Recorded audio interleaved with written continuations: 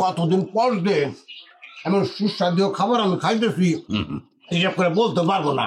আপা তোমার হাতে জাদু আছে, প্রত্যেকটা আইটেম খুব স্বাদ লাগতেছে। মামা কি দিয়ে খাইতেছেন বা?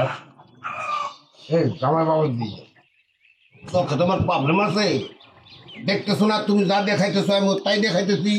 ডাল ভর্তা লাউয়ের ঘাটি। হ্যাঁ, ডাইল ভর্তা লাউর ঘাটি খাইয়ে আপনি যে আম্মা আম্মা করতেছেন না, আমার তখনই সন্দেহ হয়েছে। সত্যি করে কোন তো কতদিন ভালো মন্দ আপনি খান না? আসলে কি জেলখানে ছিলেন নাকি? আপা তোমার মায়ের জামার একটু সাবধান করো তো, খাওয়ানোর সময় অনেক বেশি বেশি কথা বলতেছে। জলিল তো ঠিক কথাই বলছে, খাওয়ার সময় তো কথাবার্তা কিসের? হ্যাঁ, খাবার তো অনেক স্বাদ হয়েছে, চুপচাপ খাও। কচুর স্বাদ হয়েছে কি কমো। জামাই এসে শ্বশুর বাড়িতে 2.5 পদের তরকারি রেডি করছে, তার মধ্যে একটা হয়েছে গিয়া ডাইল ভর্তা। মনে হইতেছে 4 দিনের হুগনা ডাইল ডইলা টালা মজদা ভর্তা বানাইছে, কুয়ে কুয়ে বাটি কারা নাইতেছে। তার ভিতরে আরেকটা হয়েছে গিয়া লাউয়ের ঘাটি। আরে মনে হইতেছে কি কমো, লাউ মনে হইতেছে বাজারে সবই পয়সা দিতেছে গা। তার লগে দিচ্ছে পাতলা ডাইল। ডাইল মানে পাতলা কে, এটা হইতেছে গিয়া জুড়া কিছু পানি থাকে না, এটা মনে হইতেছে।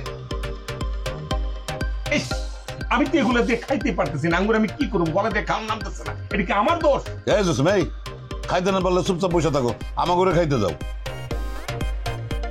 আব্বা এইভাবে কথা বলতেছেন কেন? আঙ্গুলি তুমি চুপ করে থাকবা, কোনো প্রতিবাদ করতেছ না কেন?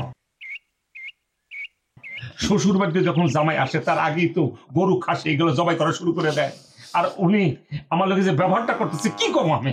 আরে বাবা, সেগুলো তো শুরু হইতোই, কিন্তু এখন তো আর তোমার তেমন কদর নাই। তুমি তো ঘর জামাই আসিলা, মানে আসিলা, এখন নাই। সেই জন্য মনে তোমার আব্বা মনে করে কোনো কিছু আনতে পারেনি। এই কি গোলনার, তুমি সব আজে বাজে কথা বলতেছো কিসের জন্য? আম্মা আক্কেরে ঠিক কথা বলছে আব্বা। আপনি ইচ্ছা করে বাজার থেকে জামাইয়ের জন্য ভালো কিছু কিনে আনেন নাই। জামাই খালি কি খুব বেশি হয়ে যেত? মা, আব্বা, ও মা, আব্বা, মা, মা, কিরে মা, ভালো আছিস তুই? আব্বা ভালো আছি। আসসালামু আলাইকুম। আসসালামু আলাইকুম সালি সাহেব। ভালো আছি। জামাই বাবা কেমন আছো? হ্যাঁ ভালো আছে, ভালো আছে।